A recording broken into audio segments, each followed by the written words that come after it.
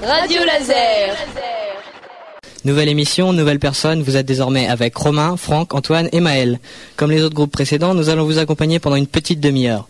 Afin de vous familiariser avec nos voix, je vais laisser à mes collègues le soin de vous dire un mot. Moi, c'est Maël, le plus maigre des quatre. Salut tout le monde, moi c'est Franck. Si jamais vous me croisez dans la rue, je suis facilement repérable. La tête qui dépasse au-dessus de la foule, c'est moi. Bonjour à vous, moi c'est Antoine, alias Bisu tête en l'air. Si vous vous rendez compte que quelqu'un ne sait plus quoi dire dans l'émission, c'est moi. Salut, c'est Romain. Avec moi, c'est pas compliqué. Quand on parle de foot, on parle de foot. Mais attention, ça peut durer des heures. Ouais, je trouve que c'était sympa. Ça peut, peut-être pas jusqu'à donner des vocations, mais vu que INSA crée une association radio, je pense que ça peut être intéressant après avoir découvert l'univers de la radio, de se lancer dans le projet, quoi. Cette semaine était riche en événements sportifs. Elle a surtout été marquée par la remise du Ballon d'Or 2009 qui offre sa première couronne à l'Argentine. C'est Lionel Messi qui remporte haut la main le précieux trophée devant Cristiano Ronaldo. Celui-ci vient récompenser la formidable saison du petit Argentin avec le Barça. Victoire en Liga, en Coupe du Roi, en Coupe des Champions et pour finir en Super Coupe d'Europe. Allez, et pourquoi pas la Coupe du Monde avec l'Argentine l'été prochain. Et maintenant, les résultats de la 16e journée de Ligue 1.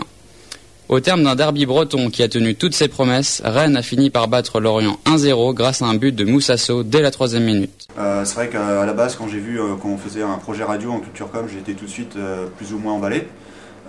Maintenant, c'est vrai que je pensais pas qu'il y avait autant de boulot derrière. Je me doutais bien que ça allait prendre pas mal de temps. Maintenant, c'est vrai que ça prend du temps, mais bon, c'est assez. C'est pas aussi désagréable à travailler que certaines autres matières, on va dire. Ouais, voilà. Que vous soyez rennais d'origine ou juste de passage le temps de vos études, vous avez forcément un jour entendu parler du métro. Ah, le métro. C'est tellement pratique que la mairie projette de rallonger la première ligne et même de construire une deuxième ligne pour 2018.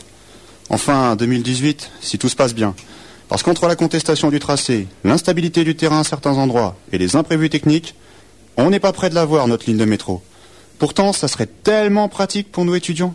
Imaginez un instant, une ligne de métro qui passerait à quelques mètres des résidences. On sortirait de nos chambres, on traverserait le couloir et hop, dans le métro. Pour un peu, on serait plus vite rendu à Sainte-Anne que sous les douches. Et maintenant, la blague du jour. Un loup et un porc se rencontrent. Le loup dit « Moi, pour faire aux hommes, je n'ai qu'à faire grrr » et ils partent en courant. Le porc, bien modeste, lui répond « Eh bien moi, je n'ai qu'à tousser. » Vous aurez bien compris que je parlais de la grippe A. À toi, Mel. H1N1, cela vous évoque-t-il quelque chose? Bien sûr que oui, cela aurait été difficile de passer au travers. Cela fait maintenant plus de 5 mois que tous les médias ne cessent constamment de nous resservir cette information. Cette fameuse forme de grippe qui a débuté au Mexique sous le nom de grippe porcine, puis a ensuite dérivé en grippe H1N1, ou plus simplement grippe A. Déjà, au mois de mai dernier, on commençait à en faire tout un pataquès. Selon les paroles de l'OMS qui venait de tirer le signal d'alarme, la situation était grave, imprévisible et évoluait vite. En France, on voyait déjà se profiler le scénario catastrophe. Dans les journaux, à la radio, à la télé, on nous préparait presque à réagir face à une attaque bactériologique. Il faudra porter des masques pour sortir en public, nous avait-on dit. Beaucoup de salive, en effet, mais au final, pourquoi? C'était une bonne expérience de bosser à la radio, je pense. Moi, au niveau du cours, je trouvais que c'était sympa, assez ludique. Bon, c'est vrai que j'ai aussi trouvé que ça prenait beaucoup de temps, mais au final, c'est quelque chose qui est assez sympa à faire. Mais je laisse le soin à Antoine de vous dévoiler tous les secrets du Nouveau Liberté. Merci Romain. Qui n'attendait pas le retour du pilier de la dynamique musicale et culturelle rennaise, le Liberté. On ne présente en effet plus l'ancienne salle Omnisport, érigée en 1961 dans le centre-ville de Rennes et consacrée à la musique depuis les années 80. Le Liberté a été fermé en 2006 pour être étendu et entièrement remis à neuf. Après 3 ans de travaux et près de 24 millions d'euros de budget, la salle aux 250 000 entrées par an s'offre une nouvelle peau. C'est cher payé pour un mythe, mais il manque au Rennes une salle de concert accessible et digne de ce nom.